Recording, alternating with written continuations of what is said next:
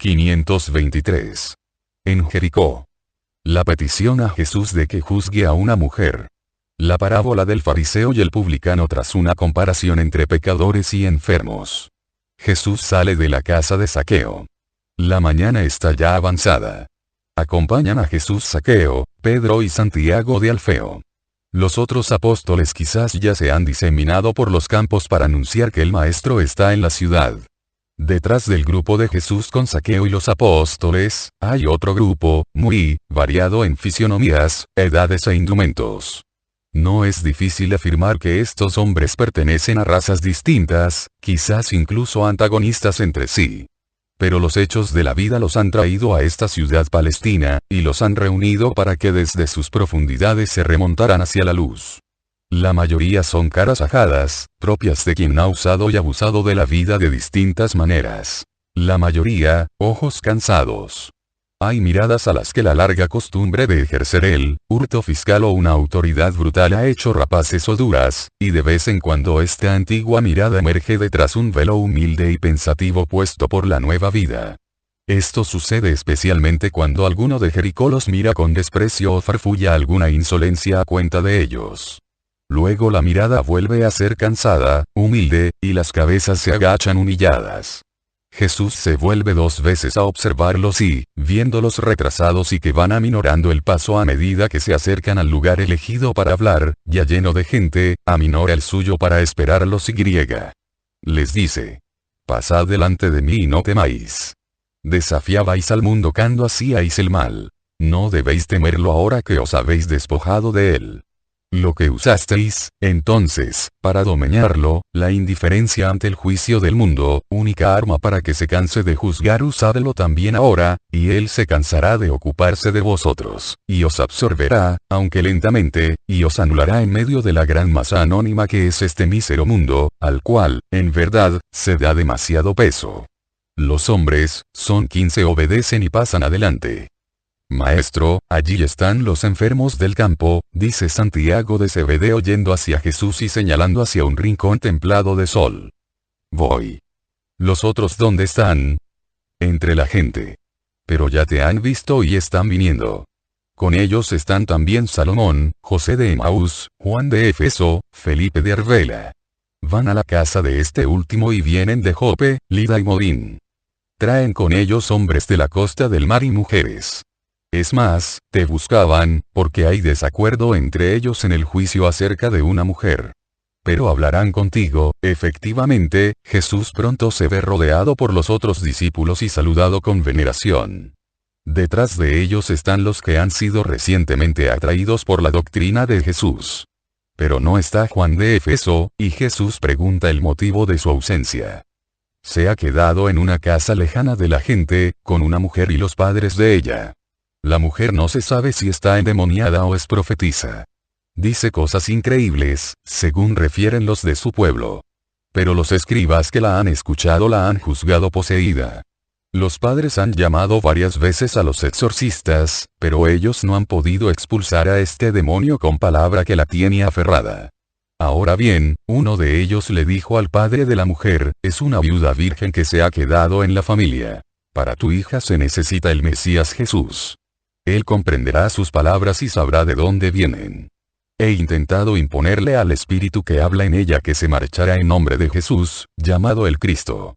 Siempre que he usado este nombre los espíritus tenebrosos han huido. Esta vez, no.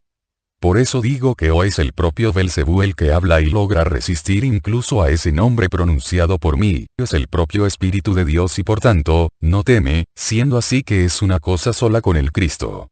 Yo estoy convencido más de esto que de lo primero. Pero para estar seguros solo el Cristo puede juzgarlo. Él conocerá las palabras y su origen. Y fue ultrajado por los escribas presentes, que dijeron que estaba poseído como la mujer y como tú. Perdona si tenemos que decir esto, y algunos escribas ya no se han separado de nosotros, y están de guardia vigilando a la mujer porque quieren establecer si puede ser avisada de tu llegada.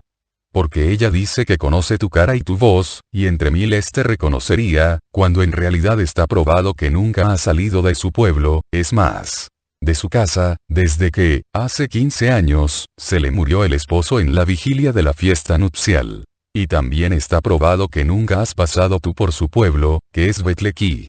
Y los escribas esperan esta última prueba para dejar sentado que está endemoniada. ¿Quieres verla ahora enseguida? No. Tengo que hablar a la gente. Y aquí, entre las turbas, sería demasiado alborotador el encuentro. Ve a decir a Juan de Éfeso y a los padres de la mujer, y también a los escribas, que los espero a todos al principio del ocaso en los bosques que están a lo largo del río, en el sendero del vado. Anda, ve. Y Jesús, despedido Salomón, que ha hablado por todos, se dirige hacia los enfermos que piden curación, y los cura. Son una mujer anciana anquilosada por la artritis, un paralítico, un jovencito deficiente mental, una niña que yo diría que estaba tísica, y 2 enfermos de los ojos. La gente lanza sus vibrantes gritos de alegría. Pero no ha acabado todavía la serie de los enfermos. Una madre se acerca, desfigurada por el dolor, sujetada por 2 amigas o parientes, se arrodilla y dice: mi hijo está muriendo. No se le puede traer aquí, piedad de mí. ¿Puedes creer sin medida? Todo, oh mi Señor. Entonces vuelve a tu casa. ¿A mi casa? ¿Sin ti? La mujer lo mira un momento angustiada, luego comprende. El pobre rostro se transfigura. Grita: voy, Señor. Bendito seáis tú y el Altísimo que te ha enviado. Se marcha rauda, más ágil que sus mismas compañeras. Jesús se vuelve hacia uno de Jericó, un vecino de noble aspecto. ¿Esa mujer es hebrea? No.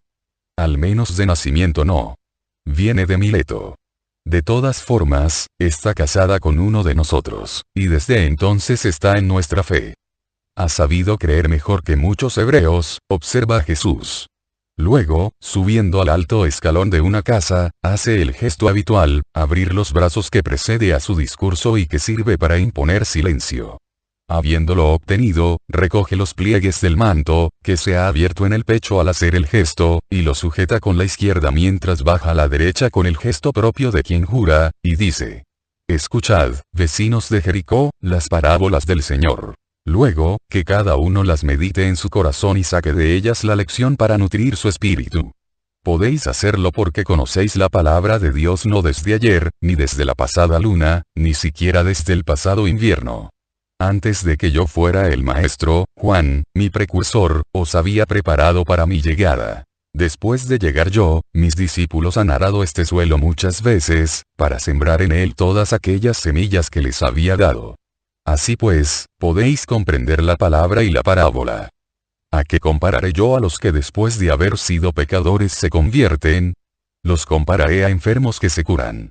¿A qué compararé a los otros, aquellos que no han pecado públicamente, o aquellos, más raros que perlas negras que no han incurrido nunca, ni siquiera secretamente, en culpas graves? Los compararé a personas sanas.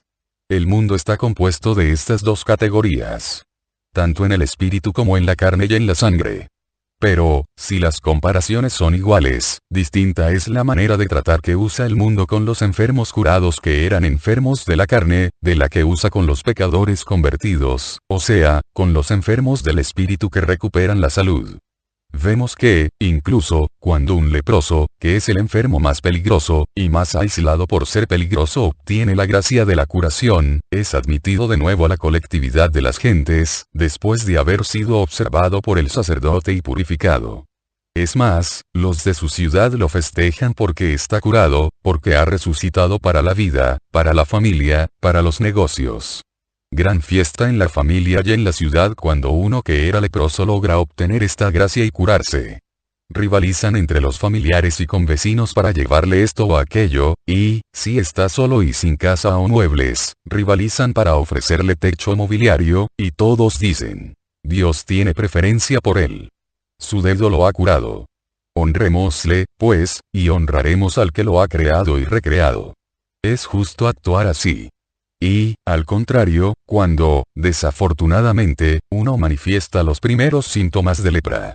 Con qué amor angustioso parientes y amigos lo colman de ternura, mientras les es posible hacerlo, como para darle, todo en una sola vez el tesoro de afectos que le habrían dado en muchos años, para que se lo lleve consigo a su sepulcro de vivo. Pero ¿por qué, entonces, para los otros enfermos no se actúa así si un hombre empieza a pecar y los familiares y, sobre todo, los convecinos, lo ven, porque no tratan de apartarlo del pecado con amor? Una madre, un padre, una esposa, una hermana, todavía lo hacen. Pero, que lo hagan los hermanos, es ya difícil. Y no digo ya que lo hagan los hijos del hermano del padre o de la madre. En fin, los convecinos, no saben hacer otra cosa que criticar, hacer mofa, insultar, escandalizarse, exagerar los pecados del pecador, señalárselos con el dedo unos a otros, tenerlo, los más justos, lejos como a un leproso y hacerse cómplices suyos, para gozar a sus espaldas, los que justos no son.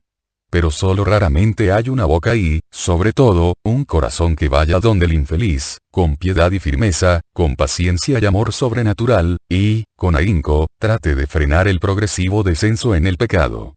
Pero es que no es, ¿acaso, más grave, verdaderamente grave y mortal la enfermedad del espíritu? ¿No priva, y además para siempre, del reino de Dios?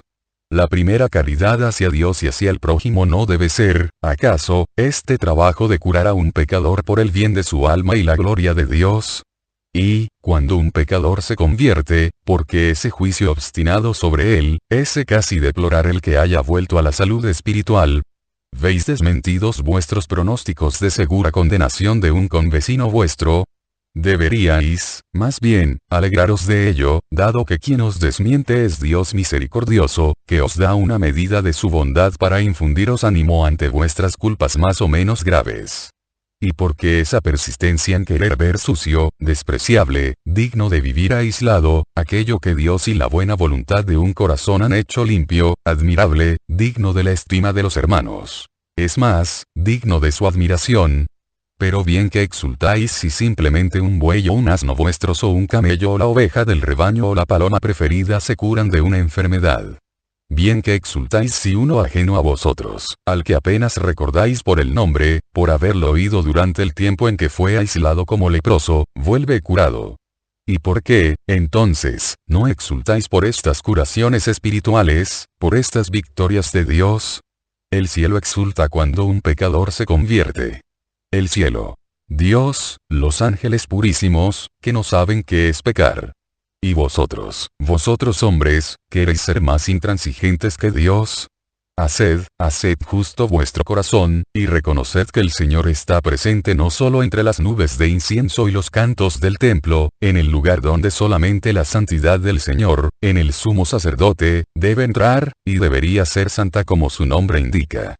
Reconoced esta presencia también en el prodigio de estos espíritus resucitados, de estos altares reconsagrados, a los cuales el amor de Dios desciende con sus fuegos para encender el holocausto. La madre de antes interrumpe a Jesús. Con sus gritos de bendición quiere adorarlo. Jesús la escucha, la bendice, le dice que vaya de nuevo a casa, y reanuda el discurso interrumpido. Y si de un pecador que antes os había dado espectáculo de escándalo recibís ahora espectáculos de edificación, no resolváis burlaros, sino imitar. Porque ninguno es nunca tan perfecto que sea imposible que otro le enseñe. Y el bien es siempre lección que debe ser cogida, aunque el que lo practique, en el pasado, haya sido objeto de reprobación. Imitad y ayudad. Porque haciéndolo así glorificaréis al Señor y demostraréis que habéis comprendido a su verbo. No resolváis ser como aquellos que dentro de su corazón criticáis porque sus acciones no están de acuerdo con sus palabras. Haced, más bien, que todas vuestras buenas acciones sean la coronación de todas vuestras buenas palabras. Y entonces verdaderamente el Eterno os mirará y escuchará benévolamente. Oíd esta parábola para que comprendáis cuáles son las cosas que tienen valor ante los ojos de Dios. La parábola os enseñará a corregir en vosotros un pensamiento no bueno que hay en muchos corazones. La mayoría de los hombres se juzgan por sí mismos, y, dado que solo 1 de cada 1000 es verdaderamente humilde, sucede que el hombre se juzga perfecto, solo él perfecto, mientras que en el prójimo nota multitud de pecados. Un día dos hombres que habían ido a Jerusalén para unos asuntos subieron al templo, como es conforme a todo buen israelita cada vez que pone pie en la ciudad santa. Uno era un fariseo. El otro, un publicano. El primero había venido para cobrar el arriendo de algunos almacenes y para hacer las cuentas con sus administradores, que vivían en las cercanías de la ciudad. El otro, para imponer los impuestos recaudados y para invocar piedad en nombre de una viuda que no podía pagar lo que había sido tasado por la barca y las redes, porque la pescaba el hijo mayor le era apenas suficiente para dar de comer a sus muchos otros hijos.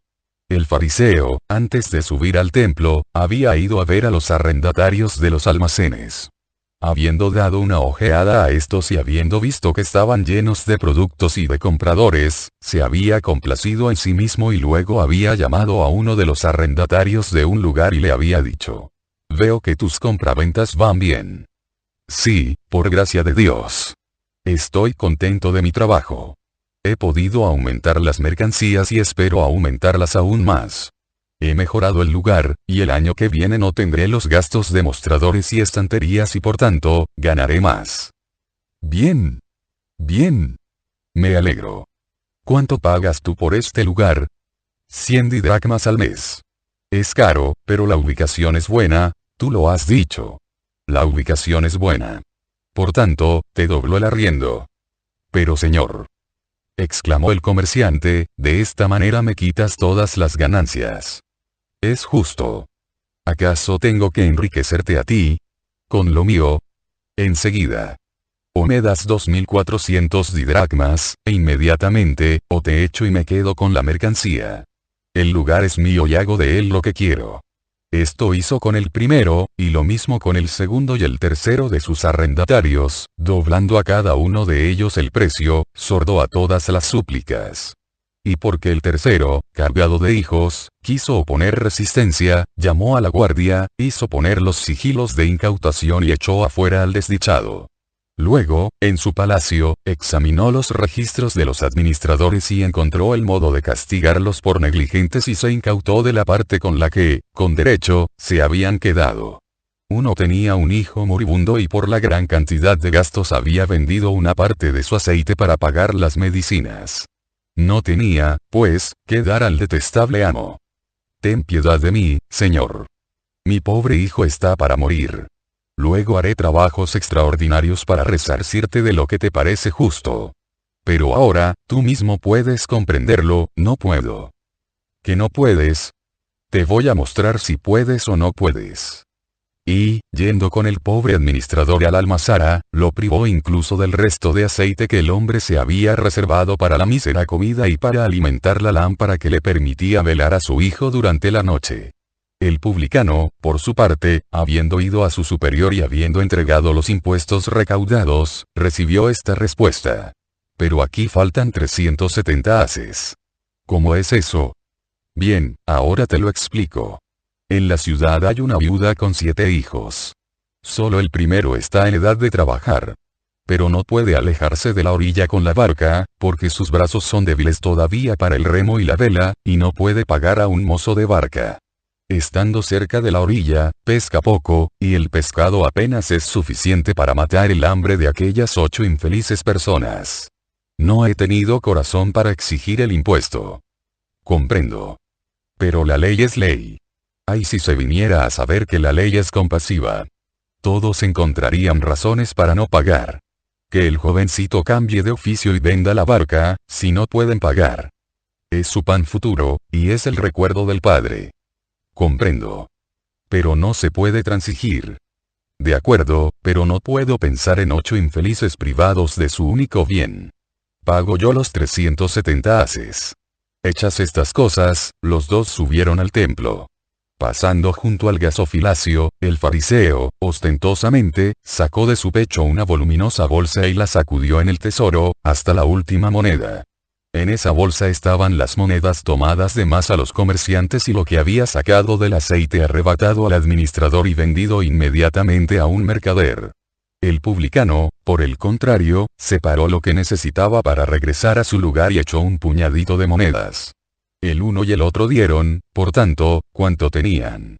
Es más, aparentemente, el más generoso fue el fariseo, porque dio hasta la última moneda que llevaba consigo. Pero hay que pensar que en su palacio tenía otras monedas y créditos abiertos con ricos cambistas. Luego fueron ante el Señor. El fariseo, delante del todo, junto al límite del atrio de los hebreos, hacia el santo. El publicano se quedó en el fondo, casi debajo de la bóveda que llevaba al patio de las mujeres, y tenía agachada la cabeza, aplastado por el pensamiento de su miseria respecto a la perfección divina. Y oraban los dos. El fariseo, bien erguido, casi insolente, como si fuera el amo del lugar y fuera él el que se dignara agasajar a un visitante, decía: Ve que he venido a venerarte en esta casa que es nuestra gloria. He venido a pesar de sentir que estás en mí, porque soy justo. Sé que lo soy.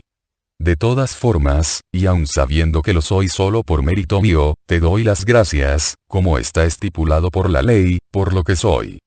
Yo no soy codicioso, injusto, adúltero, pecador como ese publicano que ha echado al mismo tiempo que yo un puñadito de monedas en el tesoro. Yo, tú lo has visto, te he dado todo lo que llevaba conmigo. Ese avaro, sin embargo, ha hecho 2 partes y a ti te ha dado la menor. La otra, seguro, la guardará para juergas y mujeres. Pero yo soy puro. Yo no me contamino. Yo soy puro y justo, ayuno 2 veces a la semana, pago los diezmos de cuanto poseo. Sí, soy un hombre puro, justo y bendito, porque soy santo. Recuerda esto, Señor. El publicano, desde su lejano rincón, sin atreverse a levantar la mirada hacia las preciosas puertas del Ecolí, dándose golpes de pecho, oraba así: Señor, no soy digno de estar en este lugar. Pero tú eres justo y santo, y me lo concedes una vez más porque sabes que el hombre es pecador y que si no se acerca a ti se transforma en un demonio. Oh, mi Señor. Yo quisiera honrarte noche y día y tengo que ser esclavo de mi trabajo durante muchas horas, un trabajo rudo que me deprime, porque produce dolor a mi prójimo, que es más infeliz que yo. Pero tengo que obedecer a mis superiores, porque es mi pan. Haz, Dios mío, que sepa dulcificar el deber hacia mis superiores con la caridad hacia mis pobres hermanos, para que en mi trabajo no encuentre mi condena. Todos los trabajos son santos, si se ejercen con caridad. Ten tu caridad siempre presente en mi corazón para que yo, miserable como soy, sepa compadecerme de los que están sujetos a mí, como tú te compadeces de mí, gran pecador. Habría querido honrarte más, Señor. Tú lo sabes. Pero he pensado que apartar el dinero destinado al templo para aliviar 8 corazones infelices fuera mejor que echarlo en el gasofilacio y luego hacer verter lágrimas de desolación a 8 inocentes infelices. Pero, si me he equivocado, házmelo comprender, oh Señor, y yo te daré hasta la última moneda, y volveré al pueblo a pie mendigando un pan. Hazme comprender tu justicia. Ten piedad de mí, Señor, porque soy un gran pecador. Esta es la parábola. En verdad os digo que mientras que el fariseo salió del templo con un nuevo pecado, añadido a los que había cometido antes de subir al Moría, el publicano salió de allí justificado, y la bendición de Dios lo acompañó a su casa y en ella permaneció. Porque él había sido humilde y misericordioso, y sus acciones habían sido aún más santas que sus palabras. Por el contrario, el fariseo solo de palabra y externamente era bueno, mientras que en su interior era como un diablo y hacía obras de diablo por soberbia y dureza de corazón, y Dios, por eso, lo aborrecía. Quien se ensalza será, siempre, antes o después, humillado. Sino aquí, en la otra vida. Y quien se humilla será ensalzado, especialmente arriba, en el cielo, donde se ven las acciones de los hombres en su verdadera verdad. Ven, Zaqueo. Venid los que estáis con él. Y vosotros, apóstoles y discípulos míos. Os seguiré hablando en privado. Y, envolviéndose en su manto, vuelve a la casa de Zaqueo. 524. En Jericó. En casa de Zaqueo con los pecadores convertidos. Están todos recogidos en una habitación grande y desnuda, en otros tiempos, sin duda, hermosa. Ahora es solo un local grande. Han tomado sillas y lechos de las otras habitaciones de comer o de dormir y las han traído. Se han sentado alrededor del maestro, al que le han ofrecido para que se siente una especie de sillón todo de madera labrada cubierto con un paramento de liso alto. Es el mueble más lujoso de la casa. Zaqueo está hablando de una propiedad adquirida con el dinero de una colecta hecha entre ellos. Algo teníamos que hacer, ¿no? El ocio no es buena medicina para no pecar.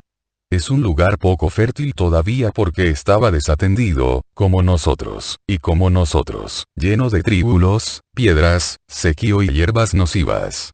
Ni que nos ha prestado a los campesinos que están a su servicio para que nos enseñen cómo hay que hacer para abrir los pozos abandonados, para limpiar las tierras, podar los pocos árboles que había y plantar otros nuevos. Nosotros sabíamos hacer muchas cosas, aunque no eran las santas obras del hombre. Pero en este trabajo tan nuevo para nosotros encontramos una vida verdaderamente nueva. Nada de lo que nos rodea recuerda el pasado. Solo la conciencia lo recuerda, pero eso está bien, somos pecadores. ¿Vas a ir a ver esa propiedad? Saldremos juntos de aquí para dirigirnos hacia el Jordán, y me detendré en ese lugar. Me dices que está al lado del camino que va al río y, sí, maestro. Pero es un lugar feo. La casa está que se cae. No tiene muebles, está vacía. No teníamos dinero para todo, después de haber compensado, siempre que ha sido posible hacerlo a nuestro prójimo por nuestros delitos. Estos, para dormir, se arreglan encima de heno. Menos Demetes, Valente y Leví, que son demasiado ancianos para ciertas privaciones y que duermen aquí, señor. Muchas veces yo no tengo ni eso. Dormiré en el heno yo también, Zaqueo, que es donde dormí mis primeros sueños, sueños dulces porque los velaba el amor. Puedo dormir también y no será un sueño atormentado, porque lo conciliaré entre hombres en los que ha resucitado la buena voluntad. Y mira, con una mirada que es una caricia, a estas primicias de redimidos de todo territorio. Y ellos lo miran, no son hombres que lloren fácilmente. Al contrario, quién sabe cuánto llanto habrán hecho derramar. Cada cara de estos hombres es un libro en que está escrito su calamitoso pasado, y, si ahora la nueva vida vela la brutalidad de las palabras, estas son todavía descifrables lo suficiente como para permitir intuir desde qué cima se alzan de nuevo hacia la luz. Bueno, pues, a pesar de todo, su rostro se hace claro, se ilumina. Su mirada toma nuevo vigor, resplandeciendo en ella una luz de esperanza sobrenatural, de satisfacción moral, al oír que el maestro los considera resucitados a la buena voluntad. Zaqueo dice: ¿entonces apruebas todo esto que he hecho? Fíjate, maestro, yo aquel día había dicho te seguiré, y quería seguirte, bueno, materialmente. Pero esa misma noche vino a mi casa Demetes, para uno de esos infames manejos, y necesitaba dinero.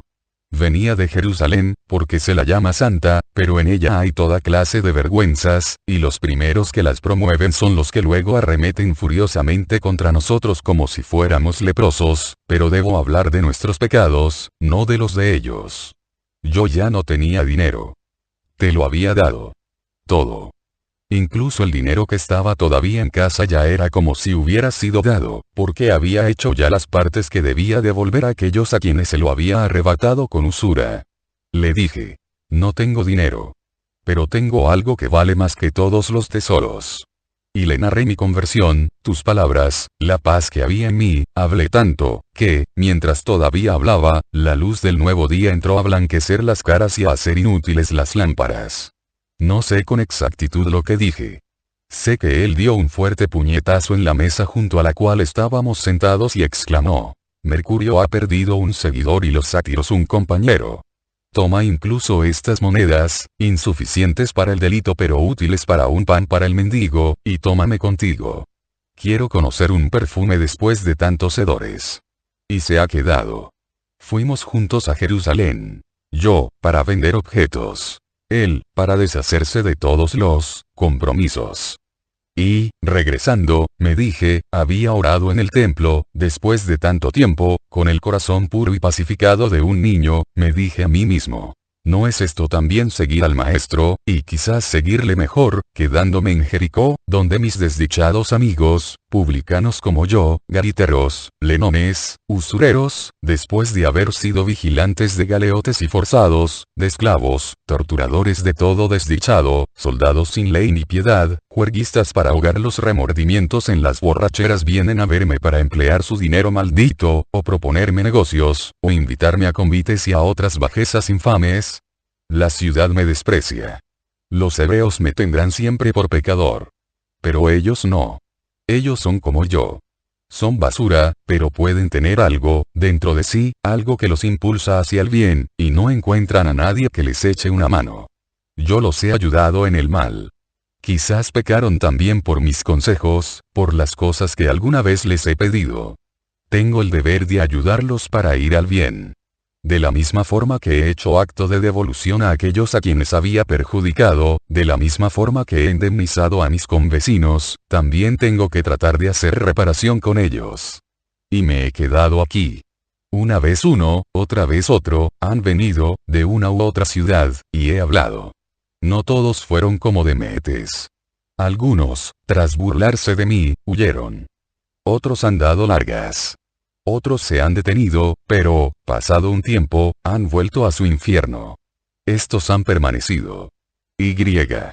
Bueno, pues ahora siento que debo seguirte así, que debemos seguirte así, luchando con nosotros mismos, soportando los desprecios del mundo que no nos sabe perdonar. No faltan las lágrimas del corazón cuando vemos que el mundo no perdona, cuando los recuerdos vuelven, y son muchos y penosos, en algunos son, la némesis horrenda que nos echa en cara nuestros delitos y que nos promete la venganza en el ultramundo, dice uno. Son los quejidos de los que estaban agotados y yo les pegaba para hacerles trabajar. Son las maldiciones de los que hice esclavos tras haber tomado con usura todo lo que poseían. Son las súplicas de viudas y huérfanos que no podían pagar y yo les confiscaba en nombre de la ley sus últimos bienes. Son las atrocidades llevadas a cabo en los países conquistados, con personas inermes aterrorizadas por la derrota. Son las lágrimas de mi madre, de mi mujer, de mi hija, muertas de penalidades mientras yo derrochaba todo en los festines. Son, oh, mi delito no tiene nombre. Señor, yo no tengo sangre en mis manos, no he robado dinero, no he impuesto tributos insoportables ni intereses asfixiantes, no he maltratado a los vencidos, pero he sacado partido de todos los desdichados, y he sacado dinero de niñas inocentes, niñas de vencidos, de huérfanas, de niñas vendidas como mercancía por un pan. He dado la vuelta al mundo aprovechando estas ocasiones, detrás de los ejércitos, yendo a los lugares donde había una carestía, o a donde un río desbordado había dejado completamente sin alimentos, o a donde una epidemia había dejado jóvenes vidas sin protección, y de ahí he hecho mercancía, una mercancía inocente pero infame. Infame para mí, que obtenía dinero de ella, inocente ella porque aún no conocía el horror.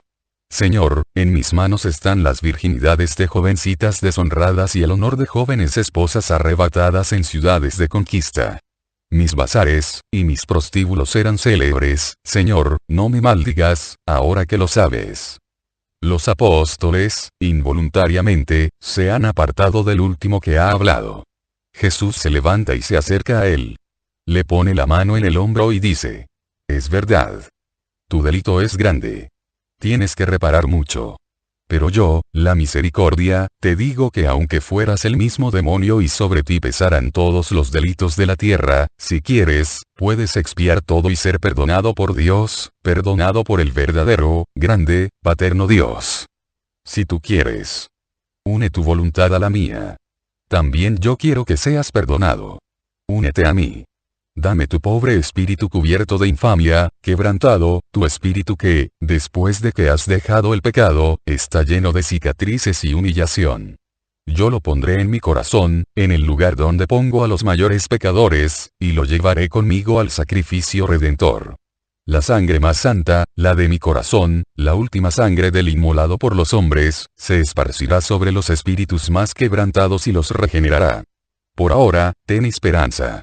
Una esperanza mayor que tu inmenso delito en la misericordia de Dios, porque es una misericordia sin límites, hombre, para quien sabe confiar en ella. El hombre casi querría coger y besar esa mano que está puesta en su hombro, esa mano tan pálida y delgada sobre su túnica oscura y su hombro fuerte. Pero no se atreve. Jesús comprende esto y le ofrece la mano mientras dice: hombre, besa su palma. Encontraré ese beso como medicamento para una tortura. Mano besada, mano herida. Besada por amor, herida por el amor. Oh, si todos supieran besar a la gran víctima, y ella muriera vestida de llagas sabiendo en cada una los besos y amores de todos los hombres redimidos. Y tiene su palma apretada contra los labios rasos de este hombre que, por todo el conjunto, yo diría que es romano. Y la tiene ahí hasta que el hombre, como saciado, se separa de ella, después de haber apagado la quemazón de sus remordimientos bebiendo la misericordia del Señor en el cuenco de la mano divina. Jesús vuelve a su sitio, y, al pasar, pone la mano en la cabeza crespa de uno muy joven. Yo diría que no tiene más de 20 años, si es que los tiene. Uno que no ha hablado en todo este tiempo, uno que es, sin duda, de raza hebrea. Jesús le hace esta pregunta. ¿Y tú, hijo mío, no dices nada a tu Salvador? El joven alza la cabeza y lo mira, en esa mirada hay toda una narración. Una historia de dolor, odio, arrepentimiento, amor. Jesús, un poco agachado hacia él, fijos los ojos en los ojos, lee alguna de estas historias mudas y dice. Por este motivo te llamo hijo. Ya no estás solo. Perdona a todos, a los de tu misma sangre y a los extraños, de la misma forma que Dios te perdona. Y ama al amor que te ha salvado. Ven un momento conmigo. Quiero decirte unas palabras aparte. El joven se alza y lo sigue. Cuando están solos, Jesús dice. Quiero decirte esto, hijo. El Señor te ha amado mucho, aunque no lo parezca a la luz de un juicio superficial. La vida te ha probado mucho. Los hombres te han causado mucho daño. Aquella y estos hubieran podido hacer de ti una ruina irreparable. Detrás de ellos estaba Satanás, envidioso de tu alma. Pero sobre ti estaba la mirada de Dios. Y esa mirada bendita ha detenido a tus enemigos. Su amor ha enviado a Zaqueo por tu sendero. Y, con Zaqueo, al que te habla, a mí. Ahora, yo, que te hablo, te digo que debes hallar en este amor todo aquello que no has tenido. Que debes olvidar todo aquello que te ha agriado, y perdonar a tu madre, perdonar al amo infame, perdonarte a ti mismo. No te odies de mala manera, hijo. Odia tu tiempo de pecado, pero no odies tu espíritu, que ha sabido dejar este pecado. Que tu mente sea buena amiga de tu espíritu, y que juntos alcancen la perfección. Perfecto yo. ¿Has oído lo que le he dicho a aquel hombre? Y él ha estado en el fondo del abismo. Y gracias, hijo. ¿Por qué cosa, mi señor? Soy yo el que debe decirte gracias, por no haber querido ir donde quien compra a hombres para traicionarme. Oh, Señor. Hubiera podido hacerlo sabiendo que no nos desprecias ni siquiera a nosotros siendo bandidos. Yo estaba entre aquellos que te llevaron el cordero al Carit, y uno de nosotros, que ahora ha sido apresado por los romanos, al menos eso se dice, y lo cierto es que desde antes de los tabernáculos no se le ha vuelto a ver por los refugios de los bandidos. Me refirió las palabras que dijiste en un valle de cerca de Modín, porque yo no estaba todavía con los bandidos. Fui con ellos al final del último Adar y los he dejado al principio de Etanim. Pero no he hecho nada que merezca tu gracias. Tú eres bueno. Quise ser bueno y advertir a un amigo tuyo, ¿puedo llamarlo así a Zaqueo? Sí, puedes llamarlo así. Todos los que me aman son mis amigos. Tú también lo eres. Bueno. Quise advertir para que estuvieras en guardia. Pero advertir no merece las gracias. Te repito que te doy las gracias por no haberte vendido contra mí. Esto tiene valor. Y el aviso no. Hijo mío, nada podrá impedirle al odio arremeter contra mí. ¿Has visto alguna vez desbordarse un torrente? Sí. Estaba en Yabes Galaad y vi la destrucción causada por el río, salido de su cauce antes del Jordán. ¿Y pudo alguna cosa detener las aguas? No. Todo lo cubrieron y lo destruyeron. Incluso se llevaron casas. Así es el odio. Pero no me arrastrará. Quedaré sumergido, pero no destruido. Y, en la hora amarguísima, el amor de quien no quiso odiar al inocente será mi confortación, mi luz en las tinieblas de esa hora de tinieblas, mi dulzura en el cáliz del vino con hiel y mirra. Tú hablas de ti como si ese cáliz es para los ladrones, para quien va a la muerte de cruz. Pero tú no eres un ladrón. Tú no eres culpable. Tú eres el Redentor. Dame un beso, hijo. Le toma la cabeza entre las manos y le besa en la frente y luego se inclina para recibir el beso del joven, un beso tímido, que apenas roza la mejilla enjuta, y luego el joven se deja caer, llorando, en el pecho de Jesús. No llores, hijo mío. Yo soy sacrificado por el amor. Y es siempre un dulce sacrificio, aunque sea atormentador para la naturaleza humana. Lo tiene entre sus brazos hasta que el llanto cesa, y luego, llevándolo cogido de la mano, junto así regresa al lugar donde antes estaba Pedro. Habla de nuevo. Mientras tomábamos el alimento, uno de vosotros, no de Israel, ha dicho que quería que le explicara algo. Que lo pregunte ahora, porque pronto tendremos que volver donde la gente y después dejarnos. Soy yo el que ha dicho eso. Pero muchos desean saberlo. Zaqueo no lo sabe explicar bien, y tampoco otros de los nuestros que son de tu religión. Hemos preguntado a tus discípulos cuando han pasado por aquí, pero no nos han hablado con claridad. ¿Y qué es lo que quieres saber? Nosotros, respecto al alma, ni siquiera sabíamos que la teníamos. O sea, al menos nosotros habríamos debido saberlo, porque nuestros antiguos, pero no leíamos a los antiguos. Éramos animales, y ya no sabíamos qué es esta alma. Ni siquiera ahora lo sabemos. ¿Qué es el alma? ¿Acaso nuestra razón? No creemos que lo sea, porque en tal caso nosotros no la habríamos tenido, y hemos oído decir que sin alma no hay vida. ¿Qué es, entonces, el alma, que nos dicen que es incorpórea, inmortal, si no es la razón? El pensamiento es incorpóreo, pero no es inmortal porque cesa con nuestra vida. Ni el más sabio piensa después de la muerte. El alma, hombre, no es el pensamiento. El alma es el espíritu, es el principio inmaterial de la vida, el principio impalpable, pero verdadero, que anima todo el hombre y perdura después del hombre. Por eso se le llama inmortal. Es algo tan sublime, que hasta el más poderoso pensamiento es nada respecto a ella. El pensamiento termina. El alma, por el contrario, tiene, ciertamente, un principio, pero no un fin. Bienaventurada o reproba, continúa siendo. Dichosos aquellos que saben conservarla pura, o hacerla de nuevo pura después de haberla hecho impura, para devolverla a su Creador como Él se la dio al hombre para animar su humanidad. Pero está en nosotros o por encima de nosotros, como el ojo de Dios. En nosotros. Entonces, prisionera en nosotros hasta la muerte. Esclava. No. Reina. En el pensamiento eterno, el alma, el espíritu, es la cosa que reina en el hombre, en el animal creado llamado hombre. Ella, viniendo del Rey y Padre de todos los reyes y padres, siendo parte e imagen de él, don y derecho de él, teniendo como misión hacer de la criatura llamada hombre un Dios después de la vida, un habitante de la morada del sublimísimo, único Dios, es creada reina, y con autoridad y destino de reina. Siervas suyas, todas las virtudes y las facultades del hombre. Ministra suya, la buena voluntad del hombre. Siervo suyo, el pensamiento. Siervo y alumno, el pensamiento del hombre. Desde el espíritu el pensamiento adquiere potencia y verdad, justicia y sabiduría, y puede elevarse a perfección regia.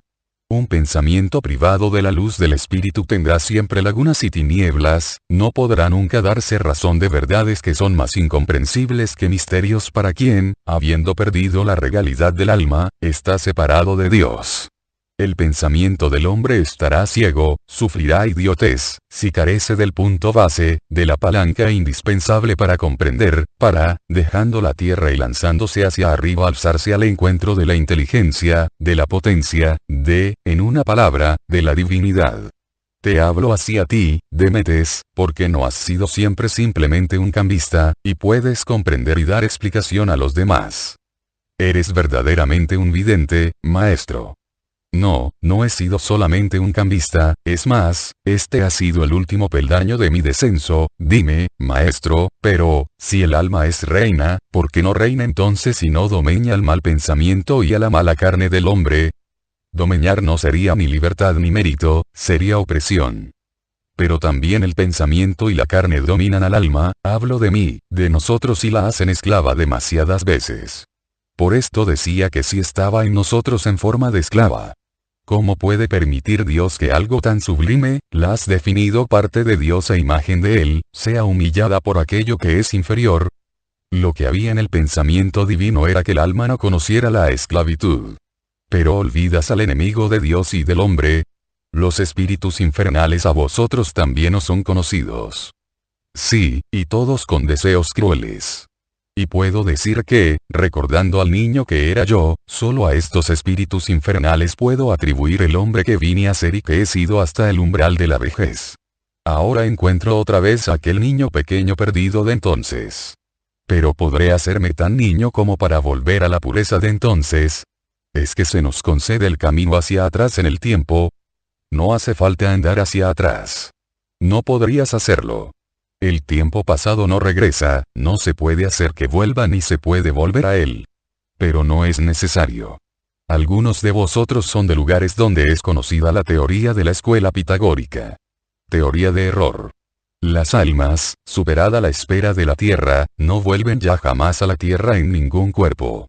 Ni de animal, pues no es conveniente que algo tan sobrenatural viva dentro de un animal. Ni de hombre, porque como se daría previo al cuerpo reunido con el alma en el último juicio, si esa alma hubiera tenido como vestido muchos cuerpos. Dicen los que creen en la teoría mencionada que es el último cuerpo el que goza, porque, a través de sucesivas purificaciones, en sucesivas vidas, el alma solo en la última reencarnación alcanza la perfección digna de premio. Error y ofensa. Error y ofensa a Dios. Pensando que Él no ha podido crear sino un número limitado de almas. Error y ofensa al hombre. Juzgándolo tan corrompido como que merezca difícilmente premio. El premio no se producirá inmediatamente. El 99% de las veces deberá sufrir una purificación después de esta vida. Pero purificación es preparación al gozo. Por tanto, quien se purifica es uno que ya se ha salvado. Y, una vez salvado, gozará, pasado el último día, con su cuerpo. No podrá tener más que un cuerpo para su alma, ni más de una vida aquí, y, con el cuerpo que le hicieron sus procreadores y el alma que le creó el Creador para vivificar a la carne, gozará el premio. No se hace posible ni la reencarnación ni la retrocesión en el tiempo. Pero sí se hace posible recrearse con movimiento de libre voluntad, y Dios bendice a estas voluntades y las ayuda. Todos vosotros las habéis tenido. Ves entonces, bajo el lavacro del arrepentimiento, al hombre pecador, vicioso, sucio, delincuente, ladrón, corrompido, corruptor, homicida, sacrílego, adúltero, renacer espiritualmente, destruir la carne corrompida del hombre viejo, deshacer el yo mental aún más corrompido como si la voluntad de redimirse fuera un ácido que ataca y destruye la envoltura malsana tras la cual se esconde un tesoro y, sacado al desnudo el propio espíritu, habiéndolo purificado, habiéndolo curado, revestirlo con un nuevo pensamiento, con un nuevo vestido de pureza, de bondad, de niñez. O, un vestido que puede acercarse a Dios, que puede cubrir dignamente al alma recreada, y custodiarla y ayudarle hasta su supercreación, que es la santidad cabal que mañana, un mañana quizás lejano, si se considera con mente y medida humanas de tiempo. Cercanísimo, si es contemplado con pensamiento de eternidad será gloriosa en el reino de Dios. Y todos pueden, si quieren, recrear en sí al niño puro de los días infantiles, al niño amoroso, humilde, franco, bueno, al que la madre apretaba contra su pecho, al que el padre miraba gloriándose de él, amado por el ángel de Dios y mirado por Dios con amor. Vuestras madres. Quizás eran mujeres de gran virtud, Dios no dejará sin premio su virtud. Procuraos, pues, una igual, para reuniros con ellas cuando habrá para todos los virtuosos una sola cosa. El reino de Dios para los buenos. Quizás no eran buenas y contribuyeron a vuestro hundimiento. Pero, si ellas no os han amado, si no conocéis el amor, si esta carencia os ha hecho malos, ahora, que un amor divino os ha recogido, sed santos para poder en una exultancia celeste gozar del amor que a todo amor supera. ¿Tenéis algo más que preguntar? No, Señor. Todo lo tenemos que aprender. Pero, por el momento, no encontramos nada más, os dejaré a Juan y a Andrés durante unos días. Luego mandaré aquí a discípulos buenos y sabios. Quiero que los potros salvajes conozcan los caminos del Señor y sus pastos, como los de Israel, porque he venido para todos y para todos tengo un mismo modo de amar. Levantaos y vámonos. Y es el primero en salir al mudado jardín, seguido muy de cerca por los suyos, que se quejan dulcemente. Maestro, has hablado a estos como pocas veces hablas a los tuyos, ¿y eso os contraría? ¿No sabéis que así se hace también en el mundo cuando se quiere conquistar a una persona amada? Sin embargo, con aquellos que sabemos que nos aman con todo su ser, y ya forman parte de nuestra familia, no hay necesidad de arte de conquista. Basta que nos veamos, para estar los unos en los otros con gozo y paz, dice Jesús con una sonrisa divina, tanto comunica la alegría, que hay que decirla efectivamente divina. Y los apóstoles ya no se quejan. Es más, gozosos, lo miran, y se quedan arrobados en la exultación del recíproco amor.